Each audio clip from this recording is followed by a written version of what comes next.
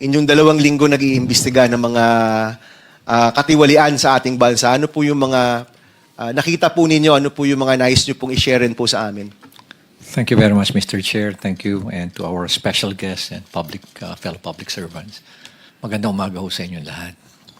I had a very brief stay with ICI, Mr. Chair. But the one thing that I found out, there are actually only 3 players, main players yan. Yung mga korap na politiko, yung mga korap na mga bureaucrats, and we're talking about infra, ibig sabihin mga korap na DPWH officials, at yung mga korap din ng mga contractors. Lahat sila korap dyan. Lahat. And the way I see it, it has become a cottage industry, a livelihood program. Sa laki ng perang involved. There should be 5 major players. Yung funder, which usually yung mga lawmakers, the DPWH at yung mga contractors, local government at yung community. Pero in is out, yung last dalawa. So sila lang nag-uusap. Most of the time, when we ask them, bakit hindi kayo transparent sa records? Bakit hindi nyo ilabas? Ang lagi nilang sinasagot is, paano kung i-alter nila? Paano kung baguhin at sirahin kami sa social media? So, ibig sabihin, anong mechanism? And that's the reason why we're pursuing this, itong transparency and accountability mechanism. And na-introduce nga itong blockchain sa amin.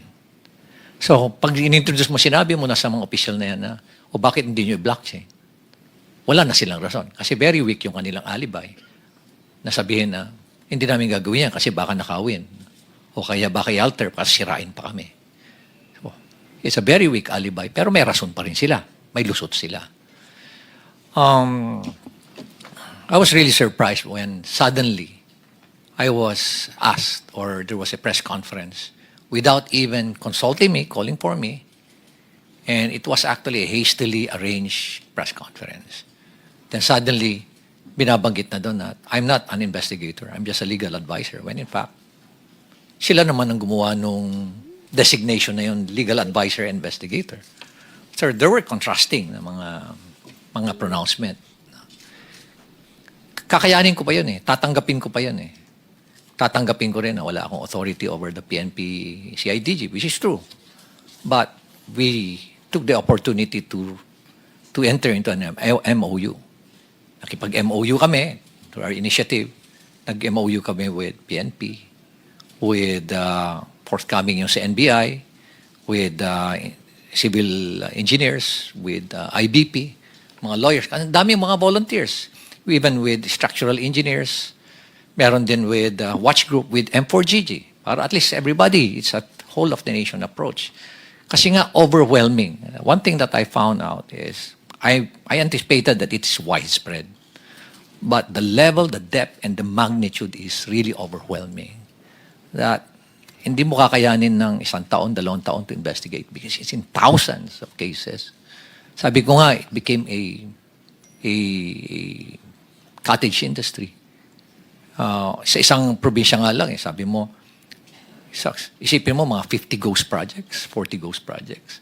O kaya undocumented na mga projects, umaabot sa 9,000. Sa isang probinsya pa lang yan. Paano pa kaya sa ibang probinsya? At ang isang mga nakikita namin doon is, why is it na ang lumalabas sa NEP for a particular district, 1-point-something million lang ang hinihingi mo? I have the records.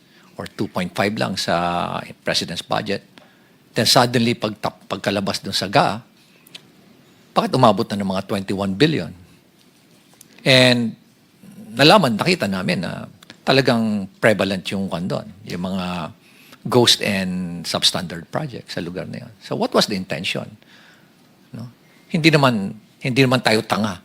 Nangyayari dito lumalabas na tanga ang Pilipino, kaya pabayaan mo na lang sila. Hindi na nila mapapansin yan. Nakakainsulto isipin.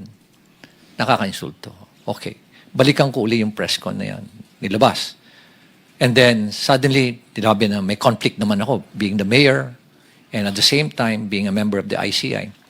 By the way, I'm not a member of the commission. I'm not a commissioner there. In fact, sila nga yung gumawa ng workaround nun na legal advisor investigator. Pero inis out na ako nun Tinanggal na nila lahat. And then suddenly, here comes a below the belt naman na accusation na ay dahil merong project si Diskaya doon at maanumalyang tennis court. Sobra na yan. Yun na hindi ko matake. Di ba? Parang pinapalabas mo pa na korap ako. Ay, yan na. Mag-aaway na tayo dyan. Ano? Sa unang-una, sabihin ko nga, kung bulok ba ako, lalabanan ko yung mga very powerful na tao dyan. Di ba? You have to make sure that you have the moral ascendancy bago mo labanan yung mga tao. Otherwise, masisira ka din. So nonetheless, I think I struck a nerve. No? I don't like to, expound further. Basta I believe I struck a nerve or several nerves na they panic at kaya ganun ngayon nangyari. So, I would like to end yung aking experience dyan sa ICI. But one thing that I can say is that there's no transparency. There's no transparency whatsoever. Nakita namin yan ni Secretary Vince. Tinago lahat. No? And they are just so comfortable doing it. They're not afraid. Imagine, hindi man lang nila naisip na paano ang taong bayan.